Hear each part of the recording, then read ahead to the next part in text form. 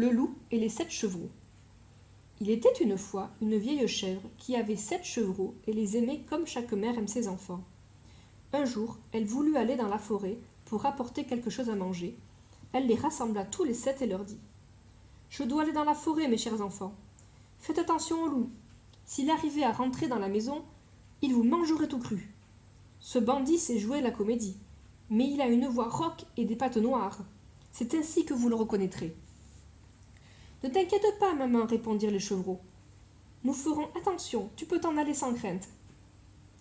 La vieille chèvre bêla de satisfaction et s'en alla. Peu de temps après, quelqu'un frappa à la porte en criant « Ouvrez la porte, mes chers enfants, votre mère est là, vous a apporté quelque chose. » Mais les chevreaux reconnurent le loup à sa voix rude.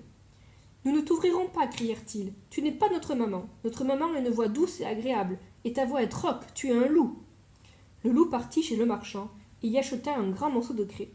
Il mangea la craie et sa voix devint plus douce. Il revint ensuite vers la maison, frappa et appela à nouveau. « Ouvrez la porte, mes chers enfants.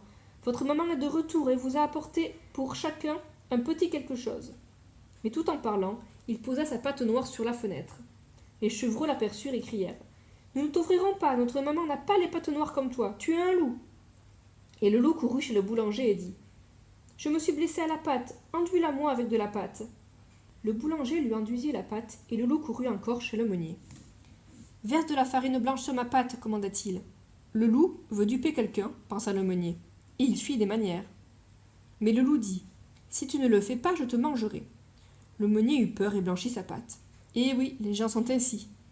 Pour la 3e fois, le loup arriva à la porte de la petite maison, frappa et cria « Ouvrez la porte, mes chers petits. Maman est de retour de la forêt et vous a apporté quelque chose. »« Montre-nous ta patte d'abord, crièrent les chevreaux, que nous sachions si tu es vraiment notre maman. » Le loup posa sa patte sur le rebord de la fenêtre, et lorsque les chevreaux virent qu'elle était blanche, ils crurent tout ce qu'il avait dit et ouvrirent la porte. Mais c'est un loup qui entra. Les chevreaux prirent peur et voulurent se cacher. L'un sauta sous la table, un autre dans le lit, le 3e dans le poêle, le 4e dans la cuisine, le 5e s'enferma dans l'armoire, le 6e se cacha sous le lavabo, et le 7e dans la pendule. Mais le loup les trouva et ne traîna pas. Il avala les chevreaux l'un après l'autre. Le seul qui ne trouva pas était celui caché dans la pendule. Lorsque le loup fut rassasié, il se retira, se coucha sur le prévert et s'endormit. Peu de temps après, la vieille chèvre revint de la forêt. Ah, quel triste spectacle attendait à la maison!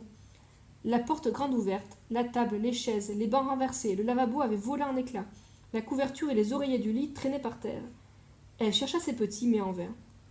Elle les appela par leur nom, l'un après l'autre, mais aucun ne répondit. C'est seulement lorsqu'elle prononça le nom du plus jeune qu'une petite voix fluette se fit entendre. « Je suis là, maman, dans la pendule !» Elle l'aida à en sortir, et le chevreau lui raconta que le loup était venu, et qu'il avait mangé tous les autres chevreaux. Imaginez combien la vieille dame pleura ses petits.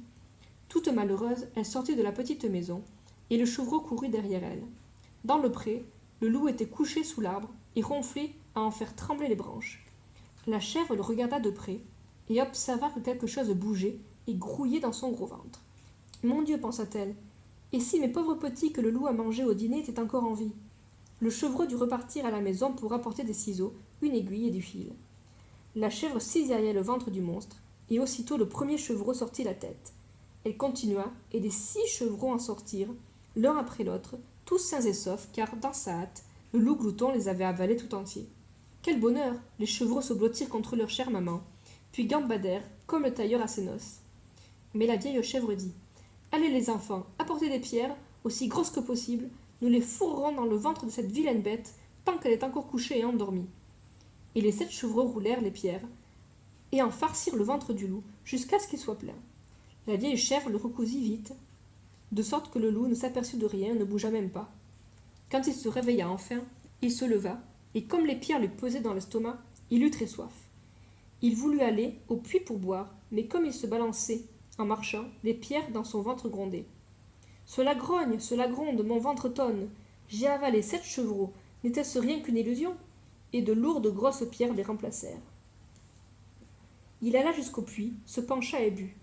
Les lourdes pierres le tirèrent sous l'eau, et le loup se noya lamentablement. Les 7 chevreaux accoururent alors et se mirent à crier « Le loup est mort, c'en est fini de lui !» Et ils se mirent à danser autour du puits, et la vieille chèvre dansa avec eux.